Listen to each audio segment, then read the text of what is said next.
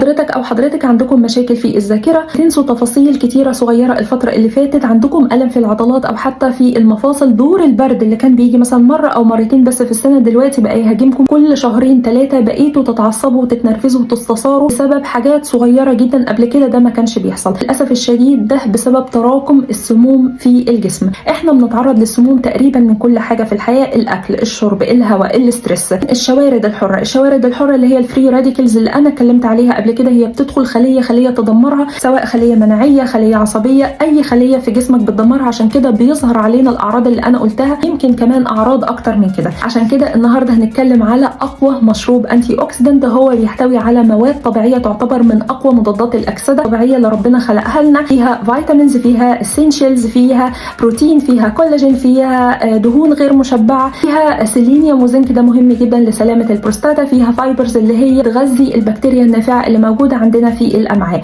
ورقه وقلم بعد اذنكم واكتبوا معايا. اول حاجه نص كوبايه سبانخ، وانا عارفه ان في ناس كثيره مش بتحب طعم السبانخ، بس طعمها هيدخل في مكونات السموزي فما تقلقوش خالص. في السبانخ طبعا تعتبر من اقوى مضادات الاكسده الطبيعيه، مع 200 مللي من لبن اللوز. رقم 2 سكوب او معلقه من بودره الكولاجين، او معلقتين من البروتين. طبعا الاثنين مع بعض بصراحه انا مفضلهمش ده كتير جدا على الجسم، فلا ده لا ده. البروتين يكون جلوتين فراي، يكون صويا فراي. رقم 3 نص معلقه ونص معلقه ونص معلقه، نص معلقه من بذور الشيا، نص معلقه من بذور القرع، ونص معلقه من السينامون.